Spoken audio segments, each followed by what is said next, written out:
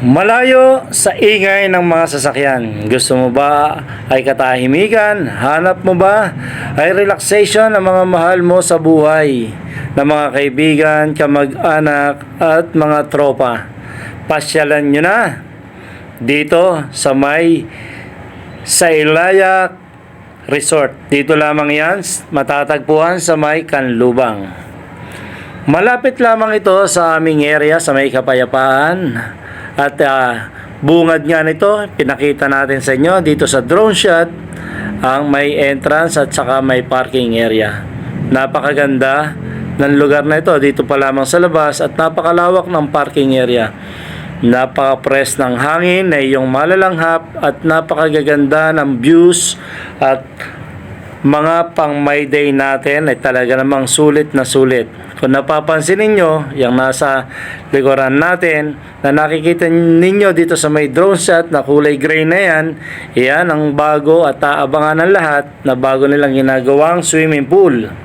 Nang sabi nila ay talagang maraming activities at pagagandahin nila ang kanilang area para sa darating na summer.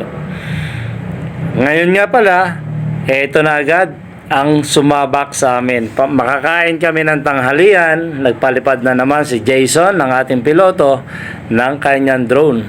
At susubukan daw niya ipakita sa drone shot dito naman sa may parking area ng may swimming pool. Napakaganda ng mga puno, green na green ng mga dahon. Tingnan nyo naman ang swimming pool na kulay asul ang tubig. Pero sa pagkakataong ito, susubukan muna namin ng ating kasama na si Pogi ang mag-slide. Pero hindi lang basta slide to. Ito yung pinakamataas na slide na aming susubukan kakagad.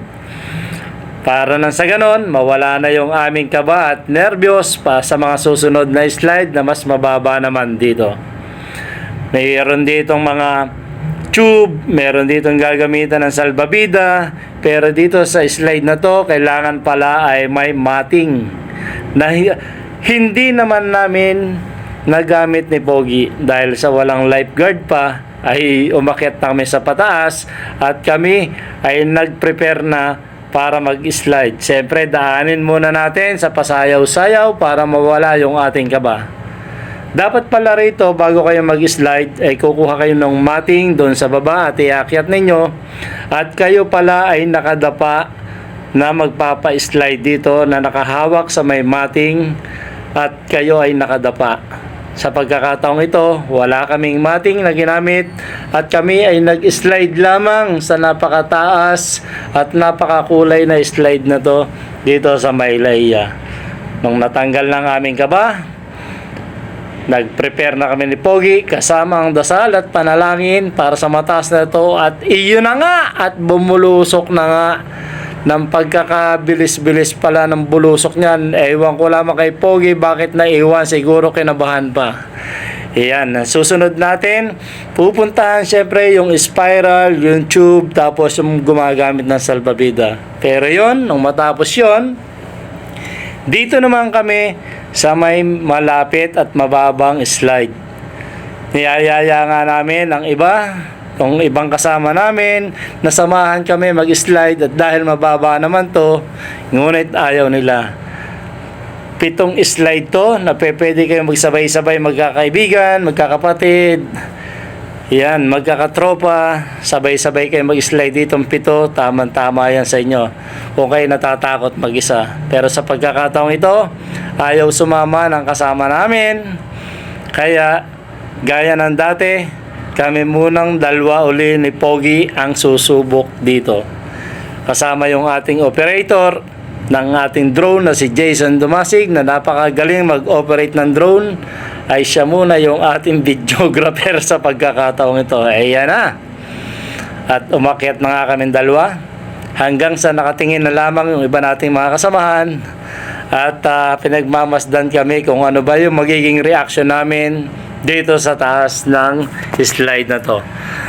Mamili daw kami ng kulay, sabi ni Pogi. O sige, ako sa kulay blue, siya daw sa kulay pink. O sige, susubukan muna natin at gaya ng nag-slide kami doon sa mataas ay nandito muna kami pasayaw-sayaw para magpalakas ng loob at tinatawag pa namin ng mga kasama namin pero ayaw nila. Yan nga, para tanggalin ang kaba, which is nawala na naman yung kaba namin dahil ang inuna namin ay yung napakataas. Kaya, ayan, sayaw pa rin tayo dyan mga kabalaybay.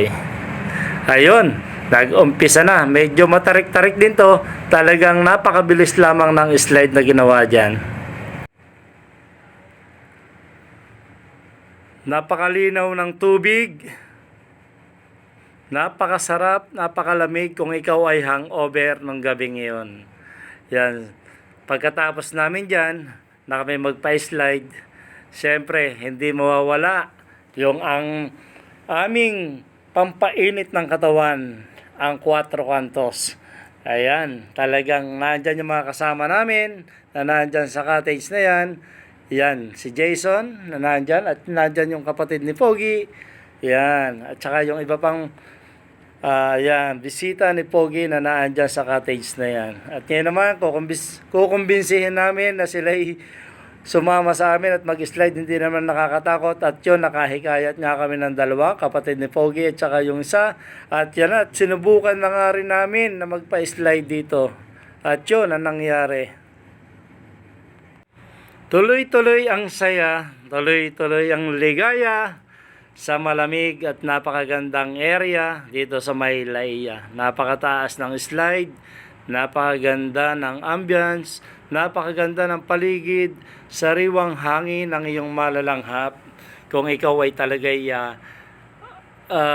gusto mong mag-relax at gusto mong isama ang mahal mo sa buhay, na ayaw mo na matraffic na lugar, pumunta ka na dito sa Maylaya. Kaganda-ganda niyan. At napaka-presko ng lugar na yan. Green na green ng mga punong kahoy.